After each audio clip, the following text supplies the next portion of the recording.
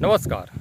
जन्म कुंडली का 6, 8 और 12 घर। आज चर्चा जन्म कुंडली के छठे घर की, 8वें घर की और 12वें घर की होगी। जन्म कुंडली में 6, 8 और 12 घर समस्याओं का घर होता है। इन भाव के स्वामी जिस भाव में बैठ जाते हैं उस भाव की हानि करते हैं। उस भाव से संबंधित समस्याएं जीवन में आती हैं। यदि जन्म कुंडली के 6, 8 और 12 के स्वामी लग्न भाव में बैठ जाएं, लग्न भाव शरीर का होता है, व्यक्तित्व का होता है, आत्मविश्वास का होता है। व्यक्ति के जीवन में शारीरिक कष्ट पैदा करते हैं, रोगी बनाते हैं और आत्मविश्वास की कमी करते हैं।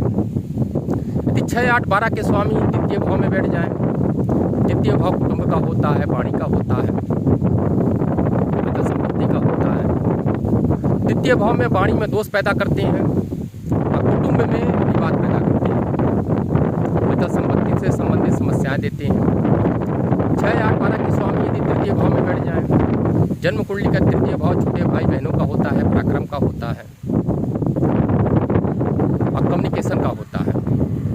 व्यक्ति के जीवन में छोटे भाई बहनों से मतभेद पैदा होते हैं, पराक्रम में कमी होती है और लोगों से संपर्क बनाने में कमी आती है। यदि 6, 8, 12 के स्वामी चतुर्थ भाव में बैठ जाएं, जन्म कुंडली का चतुर्थ भाव माता का होता है, सुख का होता है, भूमि भवन का होता है।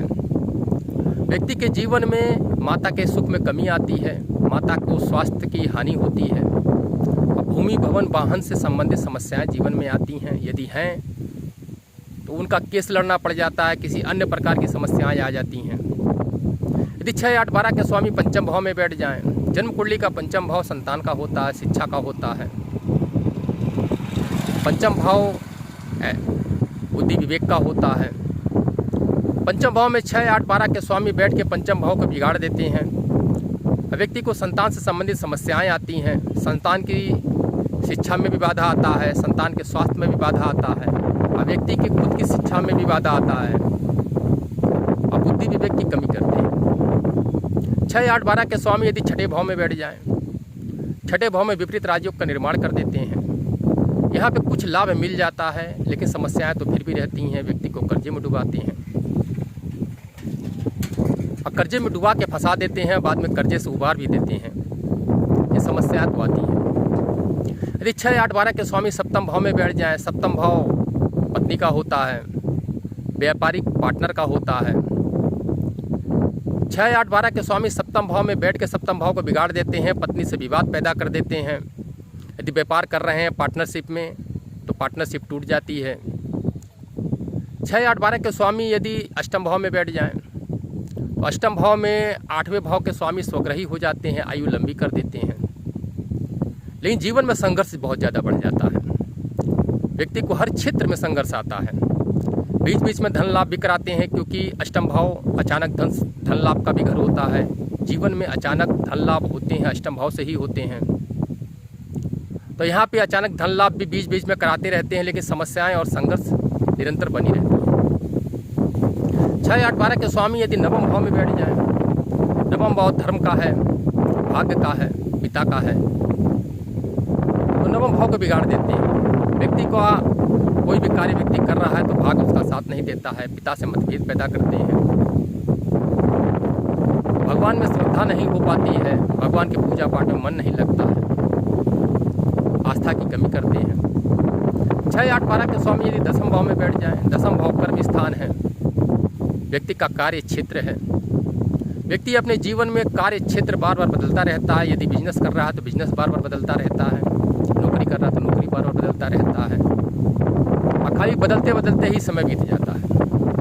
यदि 6, 8, 12 के स्वामी 11वें भाव में बैठ जाएं, 11वां भाव लाभ का है, बड़े भाई का है, बड़े भाई से मतभेद पैदा करते हैं, लाभ में कमी करते हैं। लाभ भी मिलता है, अचानक लाभ भी करते हैं, लेकिन लाभ के लिए बहुत जूझना पड़ जाता है, बहुत संघर्ष करना पड़ जाता है, तब लाभ मिलता है। यदि 6, 8, 12 के स्वामी 12वें भाव में बैठ जाएं, जन्म कुंडली का 12वां भाव व्यय का भाव है, जीवन में होने वाले खर्चों का भाव है, ये भारी व्यय कराती है और व्यक्ति को धन से संबंधित समस्या पैदा कर देती है। जो भी धन रहता है व्यय हो जाता है।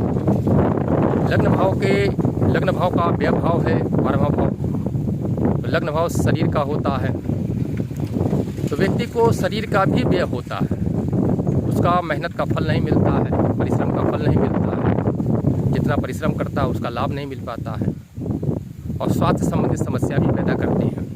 यदि 6, 8, 12 के स्वामियों से बचना है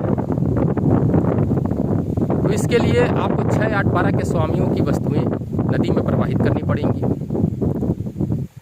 नदी में लगातार 41 दिन आपको 6, 8, 12 के स्वामियों की वस्तुएं प्रवाहित करनी पड़ेंगी।